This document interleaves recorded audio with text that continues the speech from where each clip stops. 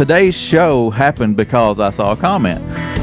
He said, why don't you do something on doves and dove fields and how to find them and things like that. So yeah, all right. Good idea. It's past the opening day, but like you said, it can work because the season is long. So September 1 is opening day, and that's at noon in Tennessee. September 1st has been one of those days. I mean, you'll see guys, they'll take off work, have big cooking and getting together with friends. It's kind of neat to see. Historically, it's a huge social event. I'd say the majority of the hunters probably hunt opening day, opening weekend, and then won't pick up a shotgun until next year. You know, we have 2 other segments besides this one, running in October and then even all the way through January 15th. There's a lot of opportunity throughout the year. On our website, tnwildlife.org, on our homepage, you can click the button there to dove hunting, info, and fields. It's got all the information on dove hunting. So let's talk about how to find a field. You click on Region 2, it pulls up the options that are available, and get down to Bark Camp Barrens. You see it's open statewide. So the hunting's not over there. There's still opportunity. Even though we had a big opening day, let it die down a little bit and get back in there. You're going to have some good hunting. The award-winning Tennessee WildCast is on the air with the latest on hunting, fishing, boating, wildlife watching, and all things outdoors. Make welcome your host, drummer and outdoor expert novice, Jason Harmon. Hello, everybody, and welcome to this edition of Tennessee WildCast. We're glad you're tuning in. Thanks for watching. Thanks for listening. We got a great show lined up for you today. It's all about dove hunting and dove hunting information. Yes. We got a couple of officers in the house, Captain Matt Brian and Sergeant Kaleb Stratton. It's going to be fun. It is. I'm looking forward to it. Yeah, me too. Me too. You can always learn about dove hunting. There's always tips, tricks, that kind of thing. Yeah, need to know kind of things. And I don't do a whole lot of dove hunting, so I'm anxious to learn a little bit here today. Yeah, me Maybe too. Find some time to get out there. And the thing is, opening day has passed, and I was just telling the guys that I'm sad to say, but I've never dove hunted other than opening day. After opening day, yeah. And I think I'm probably not alone in that. Yeah. But there's a lot of opportunity, so we're going to learn a little more about that. Well, today. once we find the opportunity, let's go. Okay. How's it sound? I'm good with that. That'd be great. All right, you want to highlight a station before we jump into it? Yeah, WNWS in Jackson, 101.5. We appreciate them so much. Saturday mornings at 6 a.m. You'll hear WildCast. So awesome. WNWS 101.5 Jackson. Yeah, we appreciate our radio partners, our TV partners, and all you folks that listen out there on the podcasting apps. And that's right. Just thanks for tuning in and thanks for being a part of our show. And let us know what you think. Comment, like, share, all that fun stuff. Today's show happened because I saw a comment. He said, why don't you do something on doves and dove fields and how to find them and things like that. So yeah. All right. Good idea. It's past the season, but like you said, it can work. Yeah. Because the season is long. It runs for roughly, I think, 90 days or something like that, and there's 3 segments, so we're going to cover all that today. Matt and Kaleb, thank you guys. What's up? Yeah, no problem at all. Thank y'all for coming in. Appreciate it so much. I'm going to let you introduce yourself. I was thinking Matt had been on before, but we haven't determined. It's 300 something shows in. You kind of forget sometimes. I'm thinking it was back in the Doug Markham days. The early days. That name, there you go. We could have done some stuff with Doug back in the day. I bet so. I'm sure we shot a few videos crappie fishing or something. Oh, yeah. Well, tell us about yourself and kind of how you come up in the ranks there, just to kind of give everybody an update. No, Matt Bryan, graduated from UT Martin. Go ahead and get that plug in. There you go. And got hired on as a fisheries tech, actually. And did that for a few months. Then Capt Taylor hired me as a boating officer here in District 21, which is the Nashville area. And did that for about 7 years and got my fill of Percy Priest and decided to move down toward Rutherford County. Did realize that Percy Priest is still in Rutherford too. So I didn't really get away from it, but I got back home and did Rutherford County, promoted to sergeant, and then somehow they decided they wanted me as captain. I'm not real sure. All right. Well, congrats. Yeah. That's pretty recent promotion, I believe. It is, within the last 2 years. Yeah, So it's a busy job. Yeah. Well, I think you'll do a great job and have so far. So we'll see what happens. Yeah. We're going to keep going. I could see wanting to get off the water after, Well, it's extra. I mean, Don't let him fool you. He still works just as hard as anybody in the state on the water. Don't let him fool you. Well, that's where I first met Matt, I think, just working with. Probably did he pull you over? No. It was just Safe boating. safe boating. Yeah. We probably did a show or something on safe boating, right? Awesome. All right, Job Kaleb. training. Tell us about yourself. Yeah. So, This is your first time on WildCast, Yeah, I it believe. is on here. Yeah, I've watched it, but never got to be on it, so I appreciate it. I'm glad you're here. So I started about 9 years ago, so I'm coming up on my 10th year with TWA. Same as Matt. I went to UT Martin, graduated from there, and went to work as a sheriff's deputy in Robertson County for a few years before I could finally get hired on here, and started in Davidson County, working Percy Priest.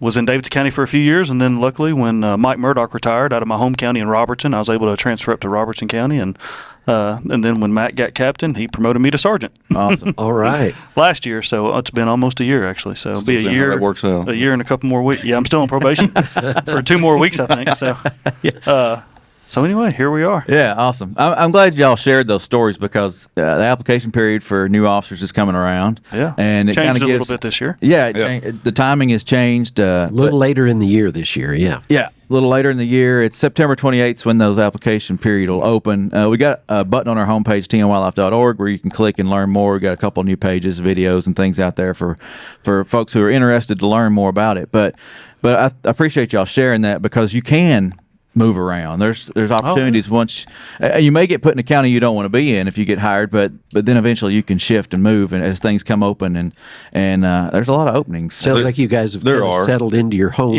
Not moving unless they move me. So Right.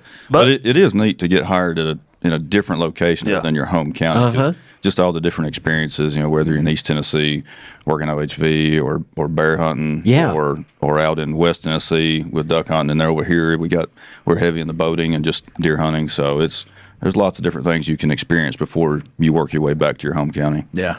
And that's if you want to. Mike Murdoch that I mentioned earlier, he's from East Tennessee, and he took Robertson County because that's what was open, and he ended up making Robertson County his home for 35 years and still lives there. So nice, yeah. But he said, man, I wouldn't want to go anywhere else. So he moved from his home because that's what he had to do to get the job, and 3 hours away, but yet he born and raised around Knoxville and made Robertson County his home. So it always opens the doors for a new life to start. So I think Amy Snyder's kind of in that category. Yeah. East Tennessee growing up and then settled in West Tennessee. Way to West Tennessee, yeah. We have several officers that haven't necessarily returned home, but are close enough to where they can manage both. We have such a diverse state. It's really cool. Yeah, it's a great place to very work. much so. And some folks probably don't want to go home. They know who they'll have to deal with. I don't want to check away from my buddies. I will say that's made it kind of fun for me, actually. So awesome. Well, let's jump into dove hunting, and we're going to cover a lot of stuff today. We're going to stay out of the weeds, but we're going to try to cover as much as we can to help people who want to get out and go hunting. So the seasons, we're going to start there. And I had the page marked, and I've missed it here, but you're looking September 1st. Tradition. The big day. Tradition. No matter what day the week that falls on. Sometimes it falls on a Thursday. It could be a Wednesday. It doesn't matter. Right. We'll hunt them. Yeah. So September 1 is opening day, and that's at noon in Tennessee. Is that at noon in a lot of other states, or is that just a tradition for Tennessee? I think that's just a tradition because I was looking up other states this morning actually, and like North Carolina, they start September 3rd.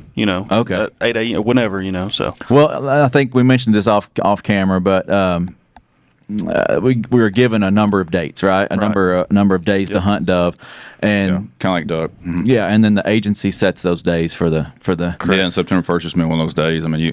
You'll see guys. They'll take off work. Have big cooking and getting together with friends, and it's kind of neat to see. So, yeah. Like you said, Don, historically it's a huge social event. It's a huge social hunt. That opening day, September 1st, and I'd say the majority of the hunters probably hunt opening day, opening weekend, and then won't pick up a shotgun until next year. So. Well, there's several other. We have 2 other segments besides this one.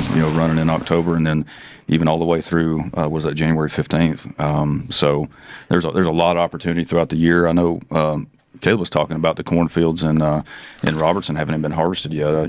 Just due to the farmers and just the way the weather's been and everything. I'll jump into that real quick. And I think I've told Matt, I actually called one of our, very large farmers. I'm like, man, what's the deal? Like last year you didn't cut corn until the second week of September. This year it's looking like 2.5 to 3 weeks into September. And, we're growing different types of corn now, he said. Oh, okay. And in order not peaches and cream? Yeah, right. That's still good stuff. But in order, we're losing cropland, we're building everything, and they're making this corn now to produce a higher yield. But in order to do that, they have to let it grow longer. Oh. But they can't plant it any earlier because of the weather. But they can let it grow a little bit longer. So that's what we're running into. And, I think I don't think we have the number of doves right now that we have in the past, because there is no food source really. So well, and then just the weather too. I mean, we had a little bit of a cold front this year, pushed several out. I think it did last year as well. We had a storm come in. We had a hurricane in 2017. Yeah, okay, yeah. Harley, I think, or Harvey. Yeah. It pushes a lot out, but weather has a lot to do. It does. I know Priest WMA did really well last year, and they still did good this year, but I think numbers were down a little bit.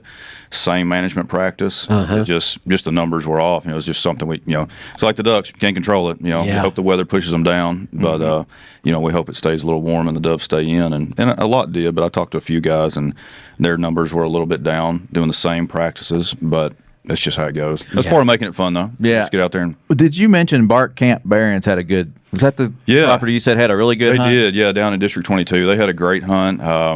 I talked with the lieutenant down there. I think they killed over 1,000 birds. Wow. Oh, wow. I believe that was opening day. Oh, yeah. wow. Now they had a lot of hunters. There's a lot of hunters down there, but I think they were averaging, 4 birds a hunt or something like that, which is good considering, like if I go with Kaleb, I'm going to bring the average down because I can't shoot. But we're going to have fun though. I promise. Yeah, right. Yeah. But and we'll eat good. Yeah. But they're the math. That's a lot of hunters. It is, yeah. I think they had They had around 300 hunters, something like that, maybe just shy of that. Wow. Well, and looking at that on our website, I guess we're gonna jump around today because we're already here. Yeah, sorry, I think I did that. No, you're good. On our website, tnwildlife.org, on our homepage, you can click the button there. It talks about dove fields, and then dive into the regions and get down to Capt Barron's. And you see it's open statewide. So the hunting's not over there. There's still opportunity. And even though we had a big opening day, let it die down a little bit and get back in there. You're going to have some good hunting, I think, there, sounds like, anyway. Yeah, because I know, like out at Priest, Mark anticipates planting all those fields, I think, in October. So that'll provide another opportunity there.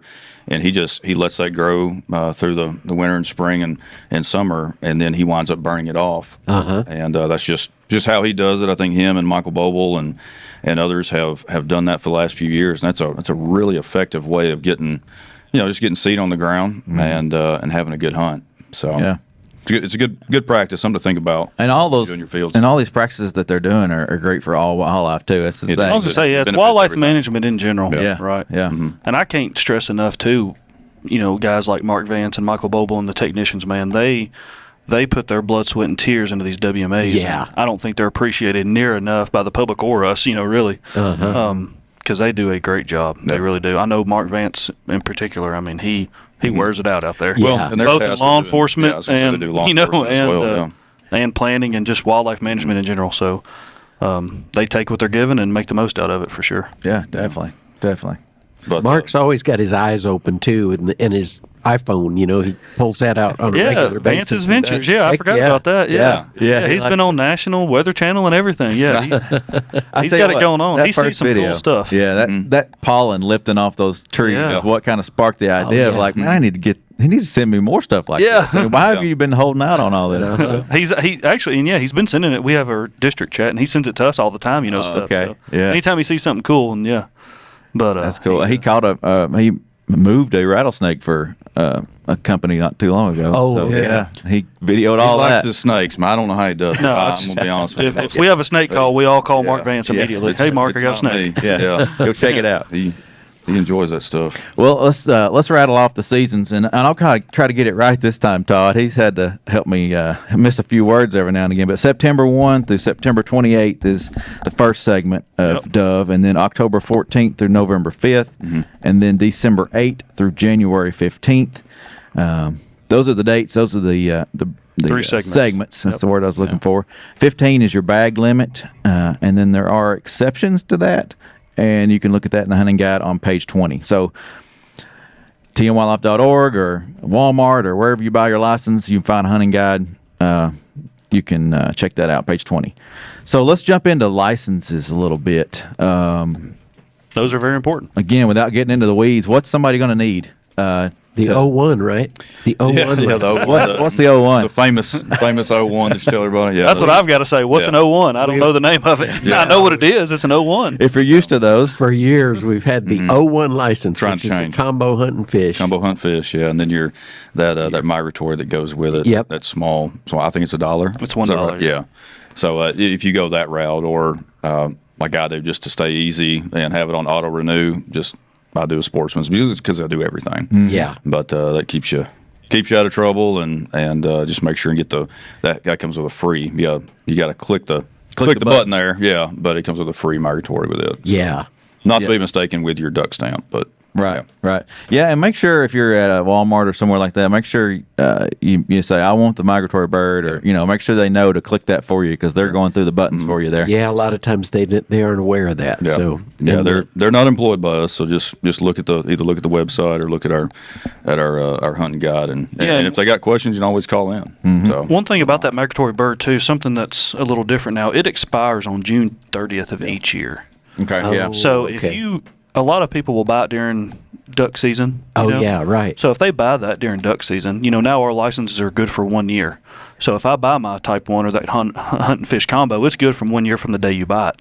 When you add that migratory bird in February, it's going to expire June 30th. Oh, yeah. If you buy it Good June point. 28th, it's going to expire June 30th. Right. So you need to go back in there and buy it again, unfortunately. yeah, that's a federal deal. To I add don't it. believe Yeah, we that can is change not that. with us. That's with the feds. That migratory bird permit is a federal permit that we sell. Just I think like the a duck stamp. 365 thing was a good change for us, and it's helped a lot of hunters, but there are some exceptions like that, Yeah. so make sure you check that out. And we're still getting used to it, so so are understand we. there's some growing pains. Yeah. So we Yeah. understand that. And like Matt said, the sportsman license, the all inclusive, that's a good investment. It's Yeah, if you deer hunt, especially if you hunt WMAs or anything, or may hunt Yep. that, it really does wind up paying for itself. Sure. So, Oh, for sure. yeah, or just And the or headache, just do the the lifetime, headache. something like that. I'll look on the real system and I'll see where people have bought 3 or 4 different licenses and they're like, Yeah. forget it. And then they buy a sportsman, so they've spent twice the money, but just for the headache of Right. yeah. trying to figure it all out, they'll just buy the sportsman. So folks that are going on the WMAs to hunt, do they need a WMA permit for that as well? Yes. Okay. Yeah, and it's listed in there. Though there's a small game that they'll have to get in association. Look, with. I was just looking for the type again. I was like, know, yeah, I know. I think it's It's a 93. it's a 93. Yeah, it's It's a supposed to be 93. I was like, I 93. think it's a 93, but Yeah. I don't see a 93. I know. Yeah, just to bring that up again, we don't refer to the Yeah. I'm sorry. licenses by number anymore. It's just It's not on the app like that. I'm still getting used to that myself. yeah. I'm like, yeah. where's it at? Hard habit to break. Yeah. It's been like that for so many years. Yeah. So WMA small game waterfowl or the 1 day. So there's 2 options there. Yeah. Or WMA small game only. Oh, yeah. That's your better option. Small game only. Yeah. Yeah. That way, if you don't want to hunt waterfowl, I think the waterfowl one's a little bit more expensive. So, Yeah. But Perfect. All right. Well, that's our seasons. That's the licenses you need. We've touched on it, but tnwildlife.org is the home point for all things dove hunting in Tennessee. The button there on the home page, I'm going to click through it just so I can talk you through it here. Dove hunting info and fields is what the button's titled. It's got all the information on dove hunting. You can find the fields there. So let's talk about how to find a field. We're going to stick on Region 2 since you guys work that region. And you click on Region 2, it pulls up the options that are available. Not many lease fields this year, right? no, we didn't have many. I think that goes back to what Kaleb was talking about with the corn and everything, especially in Robertson. I noticed in Rutherford, not too much cut. So that goes back to that. But yeah, we didn't have too many between our district and the Southern District in 22. I think they had one, and we couldn't get anything worked out with one. But it is something that's available.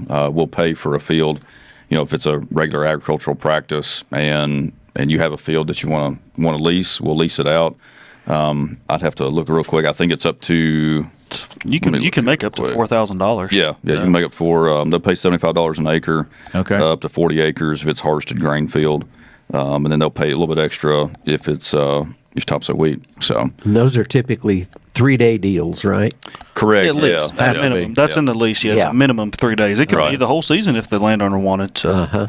Yeah, and we come out, and I know at least in Wilson County we've had some in the past, and I know one of the individuals, I don't believe his cornfield is going to be ready. So obviously we didn't lease that, but we do come out and help out with the hunt a little bit as far as establishing a parking area if we need to, or put up signs, and we'll check the field for the landowner. You know, we obviously have a lot of duties those days, but we'll come by and check them and make sure everything's going good. Good. So, but Is yeah, there any possibility to lease deeper into the season? Do y'all, or is it normally just the opening weekends and There is earlier? Okay. absolutely, Yeah. but I'd have to get into the legal thing, I guess. But on the lease, it says it's required that you have to hunt it opening day. Oh, okay. It's Gotcha. opening day plus an additional 2 days at least. So again, no corn being cut, we can't hunt it opening day, and until we can change that lease somehow. And I don't know if that's with us or the feds. So that's how the lease. Okay, gotcha. That's why Yeah, it's just- just done at the beginning. Of the You year. get so many people hunting. I hate to say it, but it's really about a 4-day season. I mean, when it comes to the general public hunting, I mean, obviously just we like allow a lot of dogs, days, yeah. but Yeah. but you know, it's that opening day, Yeah. and that following weekend. So that's what we try to get. At least the first 2 weekends, we try to get opening day, and then 2 Saturdays, or that Saturday and Labor Day. So that's kind of what we're looking for from those lease fields. Like when are people mostly going to hunt it? They're going to hunt those days. So that's when we want them open. Cool. So, Yeah, that's yeah, awesome. and some of them do really well. So Yeah, and you said you ran into some guys hunting in December. Oh yeah, on that a, was. on a field, and it's like That's what I was saying. kind I of shocked you. You're like, thought what they are were they deer hunting, Yeah. I pulled up on them, and I was like, why aren't these guys wearing orange? And, go to check them, and they're like, we're dove hunting. And I was like, oh, okay. Cool, I guess. Yeah. You kill anything? They're like, no, not a thing. I'm like, well, it's December. Yeah, but it's an option. It's there. And No, there's I still see birds the birds here. flying. Yeah. They are migratory birds, but at the same time, you get a lot of local birds that just live here. And, you can still wear them out in December. I mean, Yeah. I've seen other hunts where they do kill them in December. Yeah, so. I think that folks don't realize that some seasons are open in different segments and longer than and Oh, you, you forget. And, the opening day is cool and it's fun. It's the start of it, but then it's like, Yeah. man, I can still do this later in the year. Yeah. Squirrel hunting's one, and it's Yeah, been yeah. extended even. We hunted late in the year last year, which was great. Or I guess it was early this year. Right.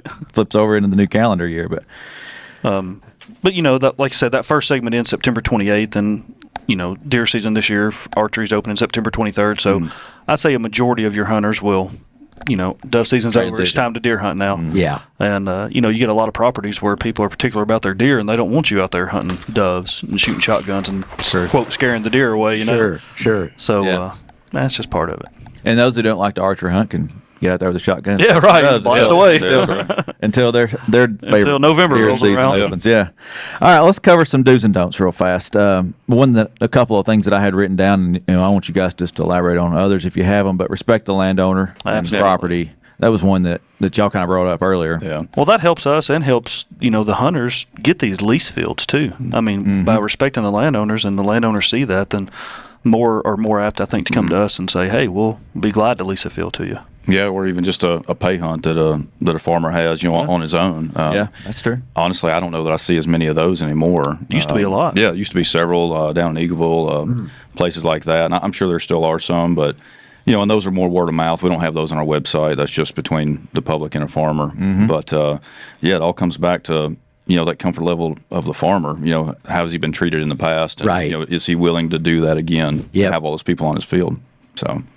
Yeah. But yeah, that respect goes a long way, and we teach it in Hunter Ed. And I'll say there's a video specifically to dove hunting in Hunter Edge. yes, sir. Yes, yeah. Yeah, a little old, but it still maintains that value. I mean, there's still those do's and don'ts in that video that are important. So.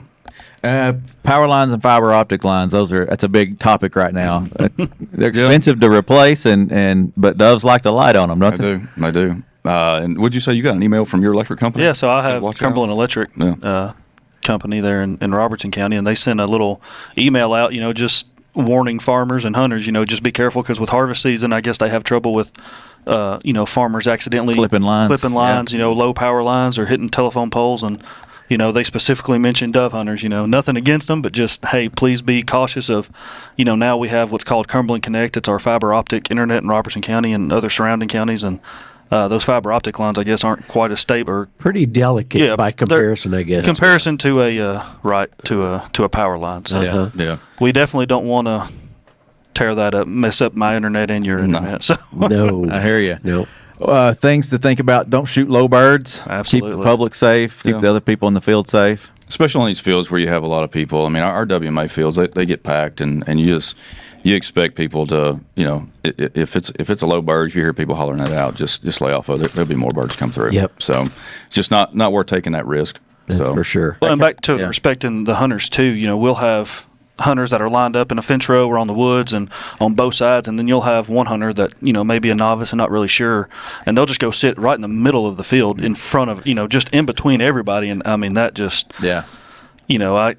I've had tons of people call and complain like this guy's got to move. I'm like, well, yeah, it's an etiquette thing, respect thing, and it's like he's legal. I mean, I'm sorry, but he can hunt there. But if you're new to it, maybe talk to those hunters there and say, if I sit here and say, well, no, because of this, I don't want you here. So and that's why I will go and just talk to him like, hey, man, just let them know that you may want to move. You know, this is what's going to happen if you're going to get shot rain down on you quite a bit because the birds are flying right over you and everybody's shooting at the birds. Yeah. So.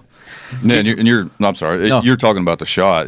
Be cognizant of the houses that are around too. We do get a lot of calls on that. That's our number one complaint. The sheriff's office, they get calls on that, and just be careful because I mean that shot goes a distance, and if you get people that aren't maybe not necessarily opposed to hunting, but just aren't hunting that day, or it's not what they do, they don't want a bunch of shot coming down their house, or their kids might be trying to play outside. So just be respectful of that. It goes a long way. It hurts too. Yeah, it does hurt. It does sting. Go ahead. No, I was gonna say real quick. That was one of my lease fields I had. They were getting rained on pretty heavy, a neighbor, so they were complaining. And this lady came to me. She had a cup of ice cream, with shot in her ice cream, and she was like, "I'm trying to swim and eat my ice cream." Yeah.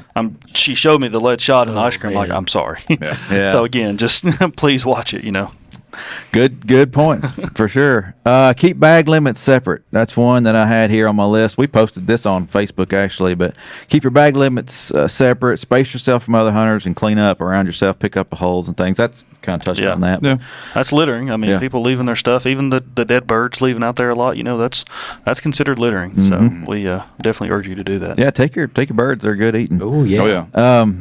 So we're going to run out of time. Let's say plug shotguns. Let's talk about that a little bit. Yeah, I'm going to recommend make sure and use your factory plug. Now, if you get out there, I'm going to tell a quick story real quick. So, occasionally in the field, you may have to, you get out there and you're like, oh goodness, I forgot my plug, and you can go find something in your truck or whatnot to use. An ink pen. But always, if you do put something in there, make sure and check. Make sure you can't get 3 shells in the magazine. But me and 2 other officers years ago when I first got to Rutherford were checking a field, and we had 81, 82-year-old man where he was out there hunting. We were ecstatic. I was like, cool, man, you're out here getting after. I think it was in Cannon County. And he wound up not having a plug in his gun. It was an accident. Yeah. He knew it. We used it as an educational opportunity. We wound up finding a toothbrush in the bed of his truck. No lie. So we trimmed it down and were able to use it. Get him right. Got him right. Man. There you go. That's awesome. He continued hunting. That's awesome. I love those stories about discretion, you guys. Yeah. We do our best. Yeah. We're not out there to hammer everybody. Heck no. People think that sometimes, but if we can teach you, then man, that's an A+ for us that day. Exactly. Yeah. Man, we covered a lot, but we also have a lot left here. Mourning doves, collared doves, doesn't matter, right? Those are both legal.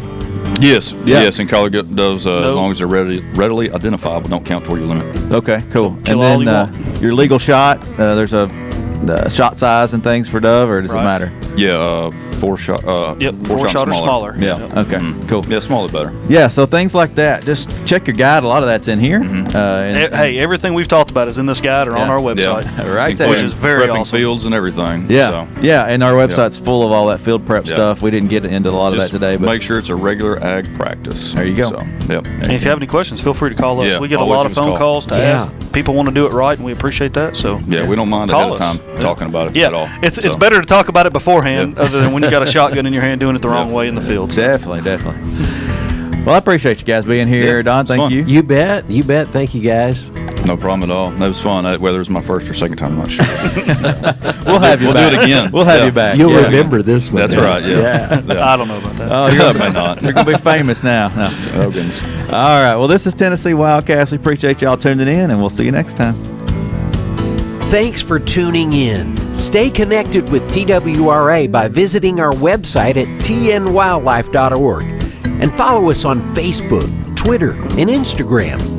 Hey, it's all about Tennessee wildlife. It's what we do. Tennessee WildCast will be on the air again next week. We'll see you then.